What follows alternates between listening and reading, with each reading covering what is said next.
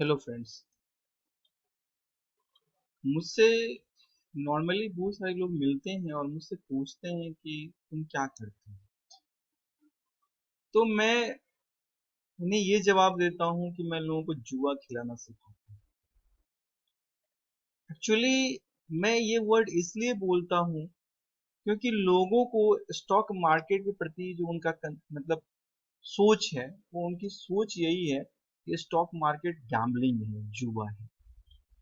तो common person को मैं ये चीज नहीं समझा सकता हूँ कि डिमांड एंड सप्लाई का कंसेप्ट क्या होता है। मार्केट में लिक्विडिटी इनफ्लो होगी तो मार्केट ऊपर की ओर जाएगा। मार्केट से लिक्विडिटी जब स्क्यू करेगी तो मार्केट डाउनवर्ड होगा।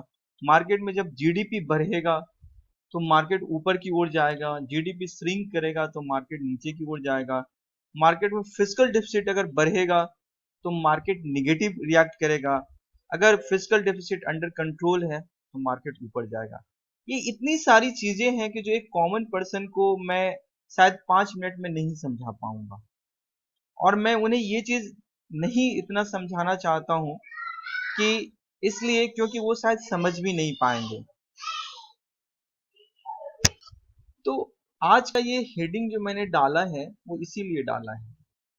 दरअसल क्या है कि आप जब तक इकोनॉमिक्स को नहीं समझेंगे तब तक आप इस स्टॉक मार्केट से पैसे नहीं बना सकते। इसलिए क्योंकि मार्केट निरंतर ना तो अपसाइड जाएगा ना मार्केट निरंतर डाउन साइड जाता है। और इसके हेडिंग यही डालने के पीछे मेरा लॉजिक बस यही है कि आप लोग भी जागरूक बने। इसलिए क्योंकि इस मार्केट में ह्यूज अपॉर्चुनिटी है। जैसे कल की बात मैं बता रहा हूँ। कल मैंने आपको बहुत सारे स्टॉक का जिक्र किया था। इसमें मैंने मैक्स हेल्थ का जिक्र किया था और मैंने ये कहा था कि आप मैक्स हेल्थ पे नजर रख सकते हैं।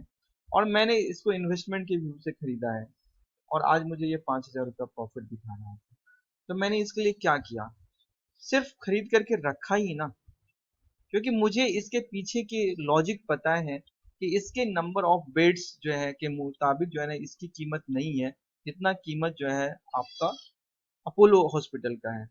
दूसरा चीज ये है कि इंडिया में मेडिकल जो फैसिलिटी है वो अभी भी बहुत सस्ती है बाहर के देशों के मुकाबले। तो बाहर के बहुत सारे देश हमारे यहाँ आते हैं, वो घूमने का भी उनका पर्पस पूरा हो जाता है और इसी बहाने वो अपना मेडिकल इलाज भी करवा लेते हैं। तो जिसकी वजह से मुझे ऐसा लग रहा है कि आपको जो हॉस्पिटल के जो खास करके दो स्टॉक्स हैं उसमें मुझे अभी काफी ग्रोथ दिख रही है। दूसरा चीज क्या है कि अगर आप अभी यंग हैं और आपको अगर ऐसा लगता है कि मुझे आने वाले 10 साल में या 20 साल में मुझे सम टाइम में अपने बच्चे की शादी करनी है या अपने बच्चे की एजुकेशन के लिए मुझे एक रकम की जरूरत होगी, तो आप इस स्टॉक मार्केट में पैसे इन्वेस्टमेंट कर सकते हैं। अगर आप यंग हैं, स्टूडेंट हैं और आपको अगर पॉकेट मनी चाहिए तो आप ट्रेडिंग करके पैसे कमा सकते हैं। और ट्रेडिंग करने के लिए आपको बेसिक टेक्निकल की थोड़ी समझ होनी चाहिए। जैसे मैं आपको बस एक चीज बता रहा हूँ कि ये स्टॉक क्या है, हायर हाई बनाता जा रहा है। तो हायर हाई बनाने का मतलब ये है कि अगर आप देखोगे तो ये क्या है, इसका प्रीवियस क्या था, सपोर्ट था। ये प्रीवियस सपोर्ट पे आया और यहीं से ये घूम गया। इससे पहले की बात अगर आप देखोगे तो इसमें भी सेम चीज है। ये क्या कर रहा है, प्रीवियस सपोर्ट को अपना क्या कर रहा है, यहाँ पे आता है और यहाँ से ये घूमता है। तो अगर इसके प्रीवियस सपोर्ट पे जब आता है, अगर हम वहां पे 10 20 25 50 क्वांटिटी बाई कर लें और छोटा सा 0.5% का स्टॉप लॉस लगा लें तो उसके बिहाफ में हमें 3% 4% का रिटर्न मिल जाएगा। तो ये मार्केट इतना मुश्किल नहीं है जितना मुश्किल हम लोग समझते हैं। बहुत सारे लोग ऐसे भी हैं जो आईडीबीआई बैंक लेकर के, पीएनबी बैंक लेकर के, कैनरा बैंक लेकर के फंसे हुए हैं। और कुछ लोग ऐसे भी हैं जो उन्होंने एचडीएफसी बैंक लिया है, आईसीआईसी बैंक लिया है। तो अब ICICI bank, HDFC bank continue perform कर रहा है। और कैनरा बैंक की बात करें या आप बात करोगे पीएनबी की या बात करोगे आप आईडीबीआई बैंक की, तो वो परफॉर्म नहीं कर रहा है। दरअसल आप कैनरा बैंक में चले जाओ, आईडीबीआई बैंक में चले जाओ और आप वहां पे देख लो कि लंबा लाइन है। और वहां पे जो लोग काम करने वाले हैं वो लोग कस्टमर के प्रति कम ध्यान दे रहे हैं और अपने कामों में ज्यादा मशगूल हैं। लेकिन यही चीज अगर आप प्राइवेट बैंकों में चले जाओ तो प्राइवेट बैंक में क्या है, सबको कोई ना कोई सेल्स का टारगेट दिया हुआ है। इवन दो जो उनके कैशियर जो होते हैं उनको भी सेल्स का टारगेट होता है, वो भी पिच करते हैं कि सर आप एक आरडी करवा लो, आप एक म्यूचुअल फंड ले लो, हमारा ये प्लान है वो प्लान है। दूसरा चीज क्या है ना कि वो अपने काम पे ज्यादा फोकस रहते हैं, वो कस्टमर को सर्विस अच्छा देते हैं। तो ऑब्वियसली क्या है कि यहाँ पे ग्रोथ आएगी, और यहाँ पे ग्रोथ आएगी तो क्या है कि ये कंपनी चलेगा। और उसी के बिहाफ में अगर आप पीएसयू बैंक की बात करोगे तो वहां पे क्या है कि लोग अपने काम पे ज्यादा न ध्यान दे करके अदर चीजों पे ज्यादा ध्यान देते हैं, तो वो स्टॉक कहाँ से चलेगा। तो आपको ये सोच बदलनी पड़ेगी। यहाँ पे दूसरा चीज ये है कि यहाँ पे मार्केट का एक लूप होल है, ऑप्शन, जहां पे आप कुछ भी नहीं करेंगे तो भी मार्केट आपको पैसा देगा। अगर आपको कुछ भी नहीं समझ है तो भी आप इस मार्केट से पैसा कमा सकते हैं। जैसे मैं सिंपल सा एक तरीका बता देता हूँ कि मार्केट कहाँ पे 17,000 पे है, और मुझे लग रहा है कि आने वाले सितंबर में मार्केट 18,000 नहीं जाएगा। मैं 1,000 दूर का कॉल बेच रहा हूँ, और मैं यहाँ से नीचे मैं यहाँ पे जो इसका 15,000 का जो है मैं 15,000 का पुट बेच रहा हूँ, तो भी मार्केट आपको पैसा देगा। कैसे देगा मैं आपको दिखा रहा हूँ, ये देख लीजिए। ये मैंने यहाँ पे आपको 18,000 का कॉल सेल किया है 10 रुपये 80 पैसे पे, और 30 सितंबर का मैंने एक पुट सेल किया है 15,000 का 9 रुपये 95 पैसा पे। अब आप मार्केट का रेंज देख लीजिए। यहाँ पे मार्केट 14,992 को जब तक ब्रेक नहीं करता है तब तक आप सेफ हैं, और इधर मार्केट जब तक 18,000 को ब्रेक नहीं करता है तब तक आप सेफ हैं। मतलब ये है कि मार्केट अगर इस रेंज में अगर एक्सपायर कर जाएगा तो ये इसका 10 और 10 यानी कि 20 रुपया जो है वो हमारे पॉकेट में, और 20 रुपया का मतलब होता है 1,000 रुपया।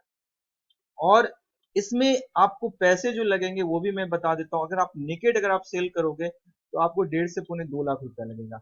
लेकिन अगर आप एक पुट खरीद लो और एक कॉल खरीद करके सेल करो, जैसे मान के चलो कि अगर आप 18,000 का कॉल सेल करना चाह रहे हो तो आप 18,500 का एक कॉल खरीद लो। आप 15,000 का पुट अगर सेल करना चाह रहे हो तो आप 14,500 का एक पुट खरीद करके सेल कर लो। तो फिर क्या होगा कि आपकी पोजीशन हेज हो जाएगी, और आपकी कॉस्टिंग जो लगेगी वो 40,000 रुपया लगेगी।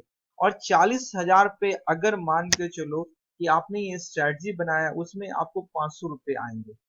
तो 40,000 पे अगर आपको 500 रुपये, लगभग ऑलमोस्ट एक सप्ताह में ये इतना दूर का प्रीमियम है कि हर एक, मतलब आप ये मंथली मैंने लिया, अगर आप चाहो तो 15 दिन का आप ले सकते हो, तो आपका वो प्रीमियम ऑलमोस्ट आपका मतलब खत्म हो जाता है। तो ये स्ट्रेटजी आप बनाओगे तो आपको हर एक सप्ताह में 1% तो आपको मिलेगा ही मिलेगा।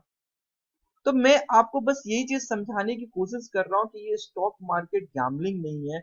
यहाँ पे आपको नॉलेज होना चाहिए, इसकी समझ होनी चाहिए कि मुझे कब कौन सी चीजें खरीदनी है, क्यों खरीदनी है, मुझे कौन कौन सी स्ट्रेटजी बनानी है, क्यों बनानी है, कहाँ पे मेरा रिस्क होगा, उस रिस्क को मैं कैसे हेज कर सकता हूँ, उस रिस्क को मैं कैसे बचा सकता हूँ।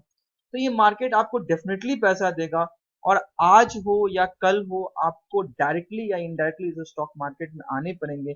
इसलिए क्योंकि आज से 12 साल पहले एफडी का रिटर्न जो होता था वो 12% होता था, आज एफडी का रिटर्न है 5%। आज से 10 साल के बाद में एफडी का रिटर्न जो होगा वो होगा 2%। तो आप जितनी जल्दी इस स्टॉक मार्केट में आएंगे उतनी जल्दी आप पैसे बनाएंगे।